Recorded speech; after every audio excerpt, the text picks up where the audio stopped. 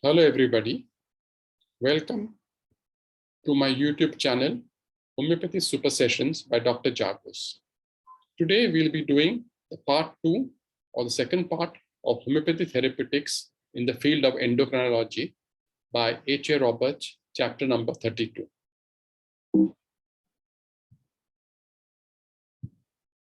So last time we had seen, or we stopped on the slide regarding the constitutional treatment of the endocrinological disorders with the help of the indicated homeopathic medicine.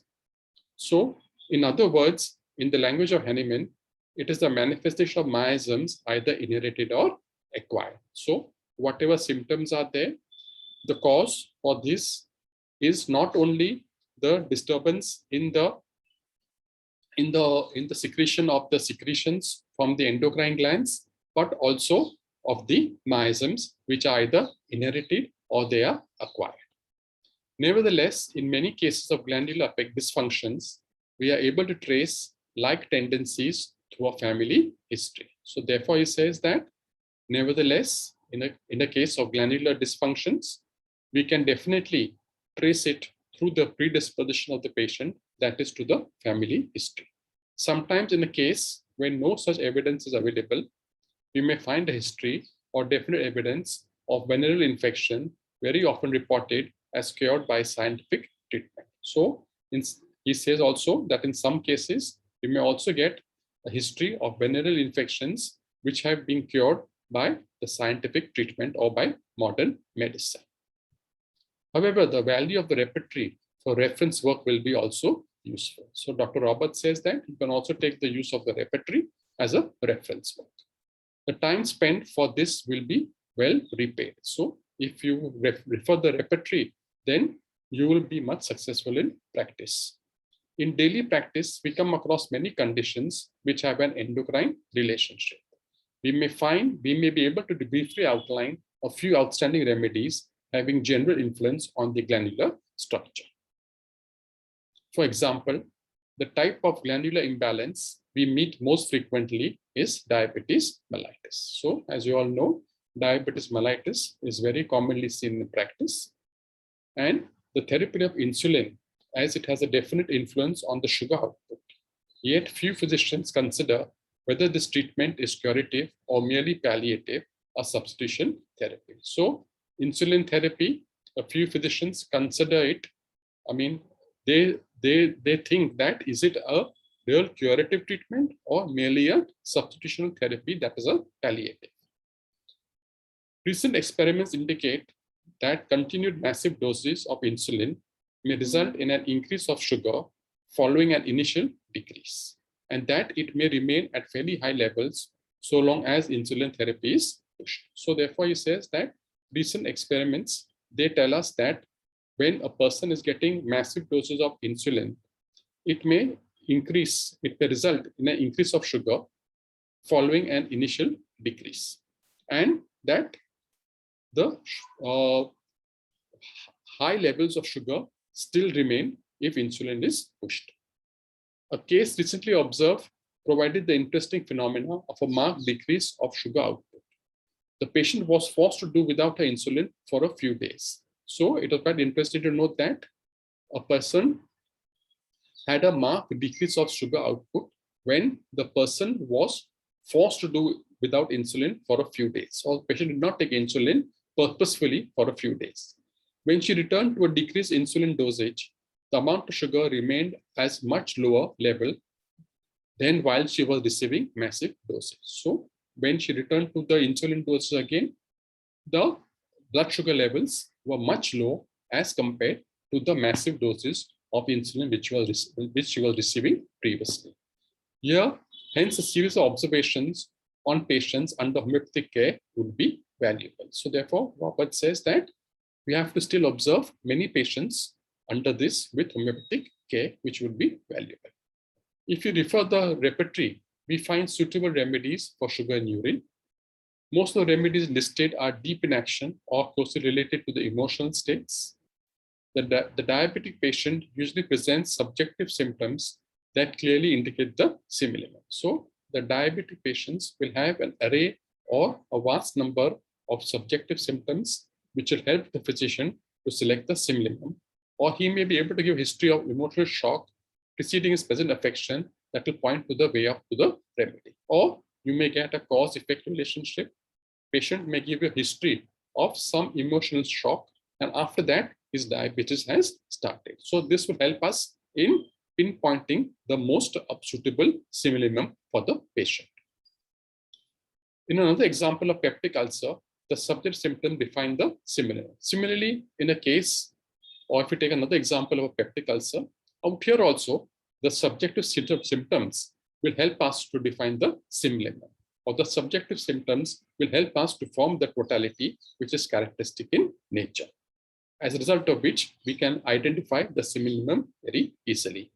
Keynes gives us in his list polycus remedies, probably with Kali's, Lycopodium, and Phosphorus as leading remedies. So, if you would see Kent in the repertory, they would give the polycus remedies at the Kali group or Lycopodium or Phosphorus as the most leading remedies for peptic ulcer.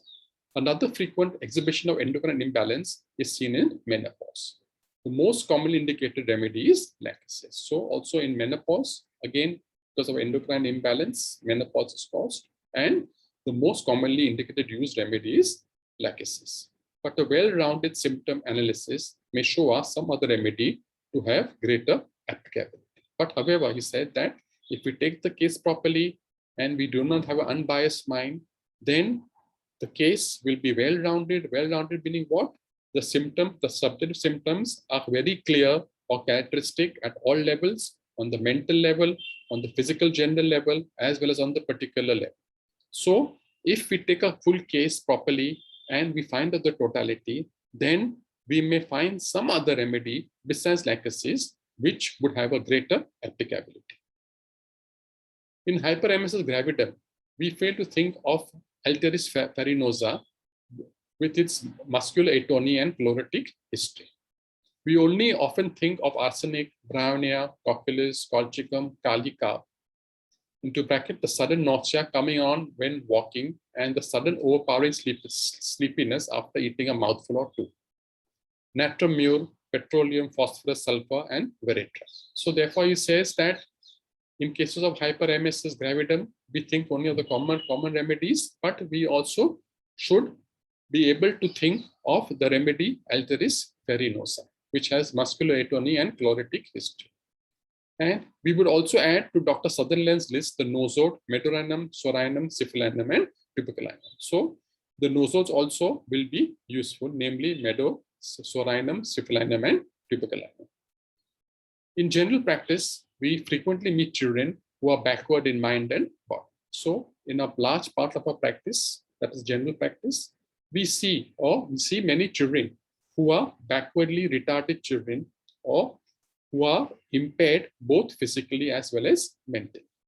Here is a field where we are able to do remarkably good work with our remedies. So in this field of backwardly retarded children, we can have a good field with our homeopathic remedies, or we can get good results, or remarkably, we can do good work with our homeopathic remedies.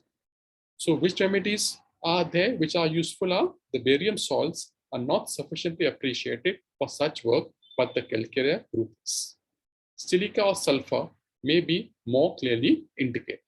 Even the kalis and natrums are surprisingly successful when indicated. So you can see the calcarea group, silica, sulfur, kali, natrum, all these are useful for backwardly retarded children in mind and body.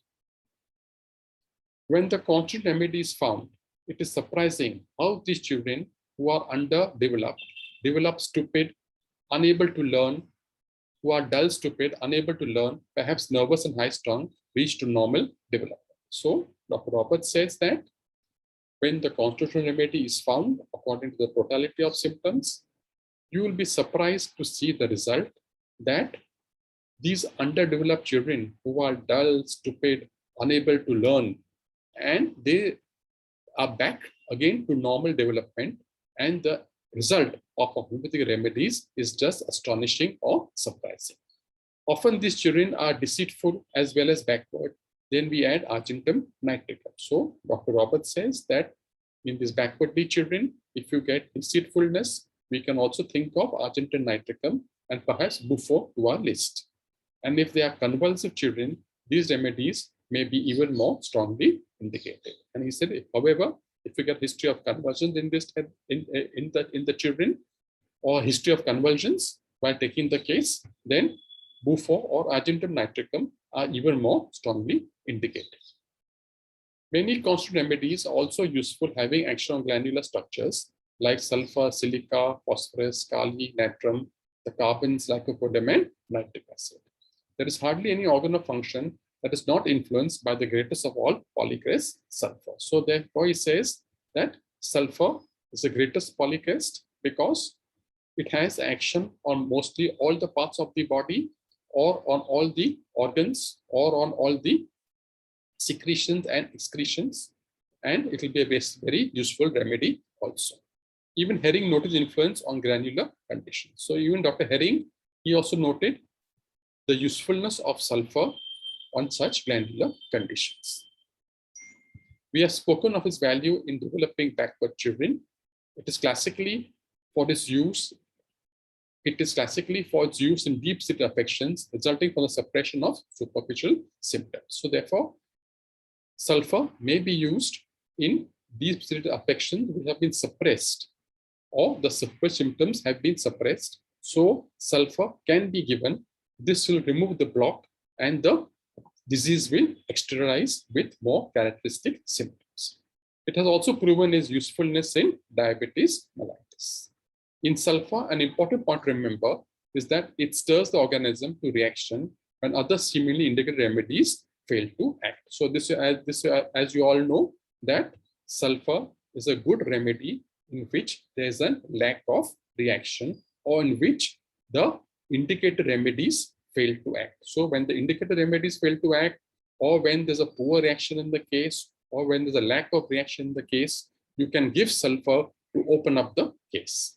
This is true especially if there are recurrences of acute or subacute manifestations, where the patient moves towards recovery only to slip back repeatedly. So he says that sulfur can be given especially in recurring states, or acute, which are of acute or subacute origin. That is, the patient recovers, but again he goes back into the same condition of acute or subacute manifestation.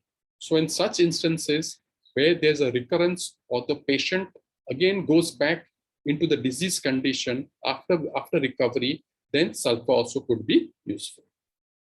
Phosphorus resembles sulfur in its field of usefulness as in many of its symptoms. So therefore, they also said even phosphorus may resemble sulfur in its usefulness in a vast majority of symptoms. But the classical constitutive symptoms are quite different. But however, the constitutive symptoms of phosphorus and that of sulfur are totally different. Other remedies like natrum mute particularly emaciates about the neck even while eating ravenously. So he also says that natrum mute also, there is great emaciation about the neck even though the appetite is wanting or ravenous. Comparison be made to natrum ars and natrum carb and natrum sulf. So Dr. Robert also makes a comparison of natrum ars, natrum carb, and natrum sulf. Also, the Kali group has been compared to the natrum group, like Kali aceticum, Kali arsenicum, Kali bromatum, and Kali phos, Kali brom, Kali ferrocyanidum, Kali iode, and Kali. So the full Kali group has been compared also with the natrum group, and the calcarea group has also been given and compared with silica. Our remedies will not upset the balance of the endocrine secretion. So Roberts says that naturally the indicated similimum will not upset the balance of the endocrine secretion. The similimum will find the demand of the system in all parts without stimulating too much of the organs, which have maintained a relatively secure balance. So the stimulum will have an exact effect and will stimulate the endocrine glands. In other words, our remedies act directly. The vital energy establishes the equilibrium. It acts on those parts which are susceptible, Thus, the imbalance becomes a part of normal healthy functioning of the whole unit. So, when the Simlimum is administered, our remedies act directly. It maintains the equilibrium and it acts on those parts which are naturally susceptible. And whatever imbalance is there, it makes it in a balanced condition. Or whatever disease is there, it comes back into a state of health. So that's all for this chapter. So I've divided this into 2 chapters, part 1 and part 2. And I hope you all like this video of mine. Please, for those people who haven't subscribed to my channel, Homeopathy Super Session by Dr. Jagos, I please request you to subscribe to my channel. As you all know, it is a channel related exclusively to Organon. It is easy to understand and remember the videos which I put up. It contains all important topics of UG and PG syllabus. Short description of commonly seen diseases are also mentioned. It has to date around 71 to 72 videos. Important tips how to crack the examinations, viva questions, theory questions, and much more. Thank you very much.